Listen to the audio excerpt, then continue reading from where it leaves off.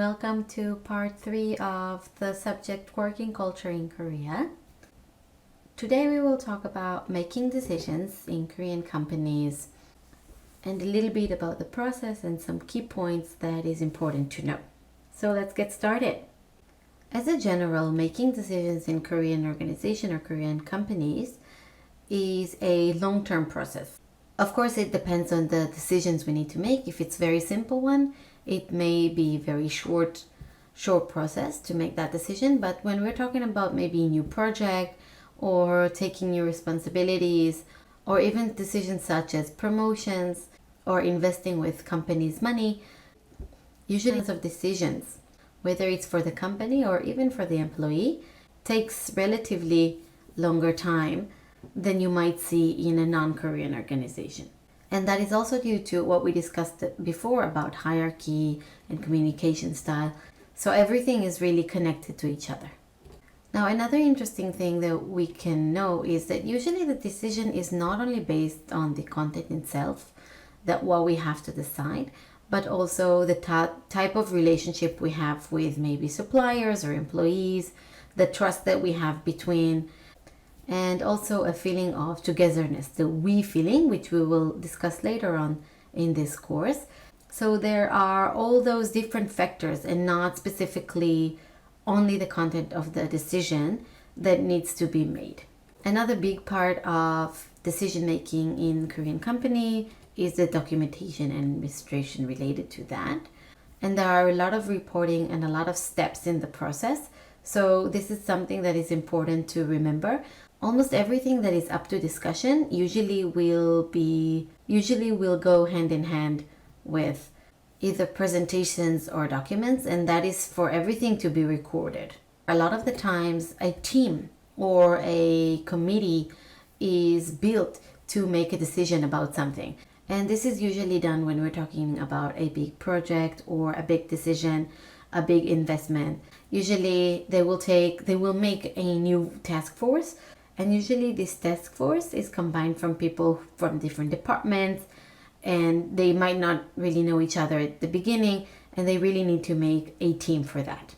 And this style of making decisions is basically also based on things that we have talked about before, like hierarchy, as we mentioned, and things that we will talk about a little bit later, like balance of powers between people, the strength of relationship. And a lot of the time, because of this complexity between personal relations or relations between people, which is not necessarily based on business or not necessarily related to the business, a lot of the time compromise will be made.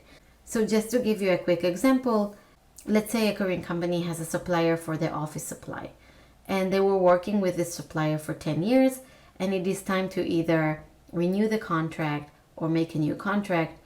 And there's new supplier which offer better rates, maybe a little better quality, but often than not, you would see that Korean companies would not necessarily decide based on price or quality, depends on the difference, but a lot of the times they would rather keep their current supplier because they trust them and they already have long time relationship.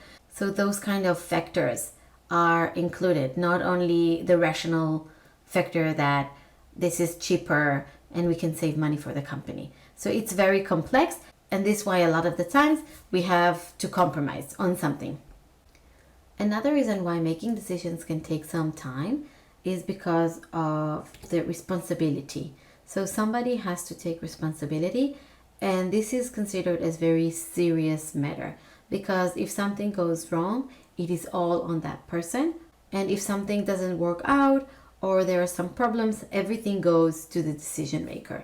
So that's why it is not just a yes or no directly. And this is why we will probably see a lot of meetings and a lot of presentations before taking a decision. It doesn't have to be a huge decision. Indirect communication might cause to not take any specific decision. And this can be something that can confuse a lot of people. And this can be something that can create a lot of misunderstandings. As we discussed about communication style when we're talking about non-direct communication, and taking in consideration that a specific decision is not made in the organization. For employee, it can create a lot of confusion and misunderstandings, but those things can happen.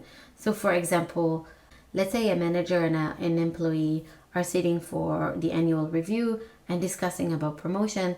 At the end of the day, the manager might not say you will get promoted next year or not. He might say something like, let's continue to see your development, or let's continue to see the way you perform, and then we can decide. Not here and not there. It's not a yes, it's not a no. It's kind of a maybe. And many times it can happen. Not all the times, of course, because organizations still make decisions and things are running, but it can happen.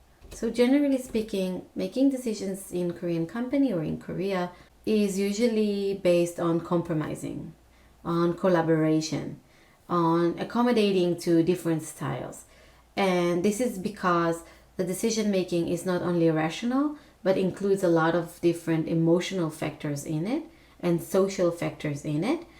And basically, we're trying to think and act with holistic tendencies. And we're talking about thinking and acting with holistic tendencies. We're literally talking about seeing the full picture. So when we're making a decision, we're not only thinking about the rational things. For example, is this supplier cheaper? Or is this person is a good performer? But we're also thinking about more emotional things and social things, such as, is this supplier trustworthy? Or is this employee get along with the team? So those kind of questions are also asked when taking decisions. And this is why it's so important when working with Koreans to establish strong, good relationships, to make this personal connection, and to create as much trust as possible. So that is the end of part 3. Today we were discussing about decision making. I hope you enjoyed it, and I will see you in part 4.